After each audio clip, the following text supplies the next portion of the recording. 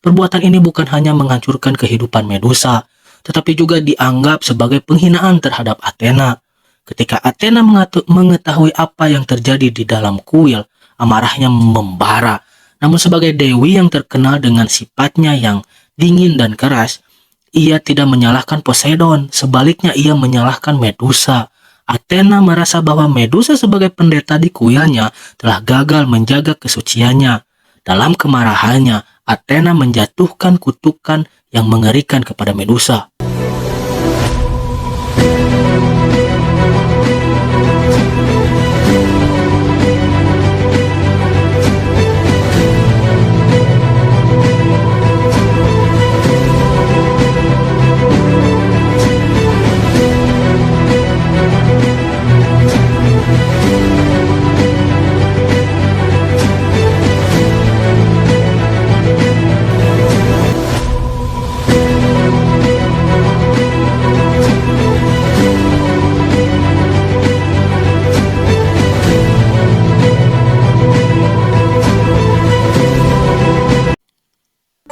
Selamat datang di Zona Mang Aseng.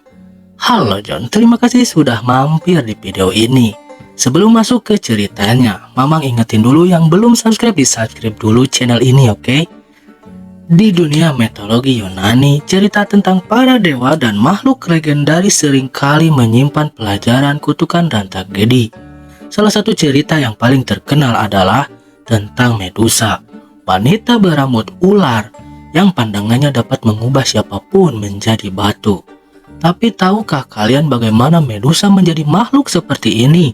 Ini adalah kisah awal terciptanya Medusa. Oke, tanpa berbasa-basi kita masuk saja ke ceritanya. Enjoy!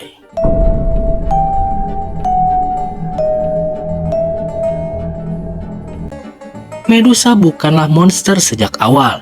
Ia lahir sebagai manusia fana, berbeda dari kedua saudarinya Steno dan Euryale yang merupakan gorgon abadi.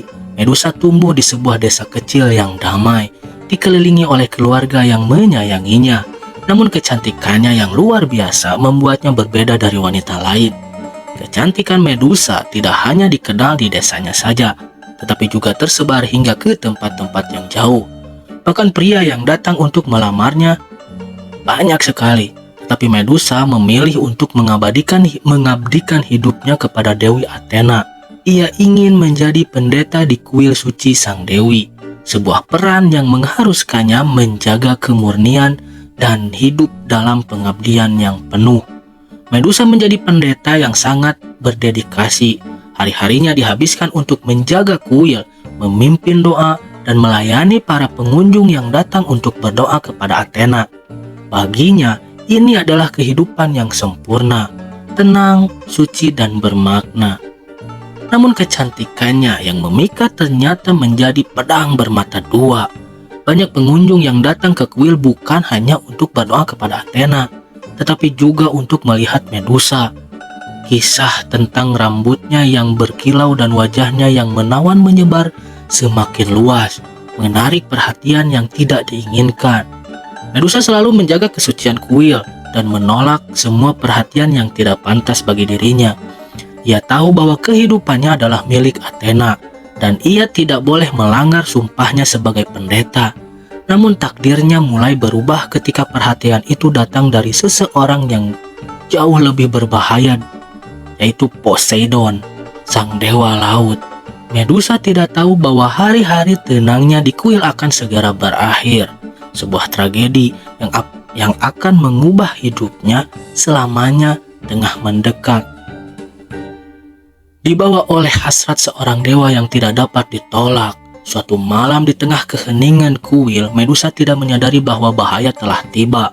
Poseidon, dewa laut yang terkenal dengan ambisinya, datang ke kuil Athena. Ia tertarik pada kecantikan Medusa dan bertekad untuk memilikinya. Meskipun Medusa telah bersumpah untuk menjaga kesuciannya, Poseidon tidak peduli pada sumpah Medusa atau kesucian kuil Athena. Dalam egonya sebagai dewa, ia memaksa kehendaknya di tempat yang seharusnya suci. Perbuatan ini bukan hanya menghancurkan kehidupan Medusa, tetapi juga dianggap sebagai penghinaan terhadap Athena. Ketika Athena mengetahui apa yang terjadi di dalam kuil, amarahnya membara. Namun sebagai dewi yang terkenal dengan sifatnya yang dingin dan keras, ia tidak menyalahkan Poseidon, sebaliknya ia menyalahkan Medusa. Athena merasa bahwa Medusa sebagai pendeta di kuilnya telah gagal menjaga kesuciannya. Dalam kemarahannya, Athena menjatuhkan kutukan yang mengerikan kepada Medusa. Ia mengubah kecantikan Medusa menjadi sesuatu yang mengerikan. Rambut indahnya berubah menjadi ular-ular berbisa dan matanya menjadi senjata yang mematikan. Siapapun yang bertemu pandang dengannya akan berubah menjadi batu. Medusa yang dulunya dihormati sebagai pendeta dan dikagumi karena kecantikannya, kini menjadi makhluk yang ditakuti. Ia diusir dari kuil Athena dan terpaksa melarikan diri ke pulau terpencil untuk menghindari manusia yang akan memburunya. Setelah dikutuk oleh Athena, Medusa diusir dari dunia manusia, yang melarikan diri ke sebuah pulau kecil terpencil jauh dari peradaban. Pulau itu penuh dengan tebing curam dan gua-gua gelap, tempat yang sempurna untuk seseorang yang ingin menyembunyikan diri dari dunia. Di tempat pengasingannya, Medusa harus belajar hidup dengan tubuh barunya. Rambutnya yang kini baru berubah ular tidak pernah berhenti bergerak, seolah memiliki pikirannya sendiri. Pandangan matanya yang pernah menjadi simbol kecantikan kini membawa kutukan yang mematikan. Medusa tidak bisa lagi berinteraksi dengan makhluk hidup. Bahkan niatnya yang paling sederhana seperti menatap seekor burung berakhir dengan kehancuran. Ia merasa terkutuk untuk selamanya, terjebak dalam tubuh yang tidak diinginkannya. Tetapi di tengah kesendiriannya, Medusa menemukan kekuatan baru yang baru ia sadari bahwa dirinya tidak hanya menjadi korban, tetapi juga memiliki kekuatan yang sangat menakutkan. Kutukannya menjadi senjata, sebuah perlindungan dari dunia yang telah mengkhianatinya. Bahkan banyak pahlawan yang datang ke pulau itu dengan niat membunuh Medusa, berharap mendapat kemuliaan, tetapi mereka berakhir sama, menjadi patung batu yang tersebar di seluruh pulau. Medusa yang dulunya seorang pendeta yang lembut dan baik hati, kini dikenal sebagai makhluk yang ditakuti. Meski ia harus bertahan setiap kali seseorang menjadi korban kutukannya, Medusa merasa hatinya semakin hancur. Ia tidak pernah meminta kekuatan ini, tapi sekarang ia terpaksa menggunakannya untuk melindungi dirinya sendiri. Pulau itu menjadi penjara sekaligus benteng bagi Medusa. Di satu sisi, ia merasa terjebak dalam kesendirian, tetapi di sisi lain ia tahu bahwa hanya di tempat ini ia bisa hidup tanpa mengancam dunia luar. Hari-harinya menjadi lingkaran tak berujung antara kesedihan, kemarahan, dan penerimaan. Medusa mungkin hidup dalam pengasingan, tetapi kisahnya menjadi abadi. Ia adalah simbol dari kekuatan seseorang wanita yang bertahan meskipun dunia menghukumnya tanpa alasan.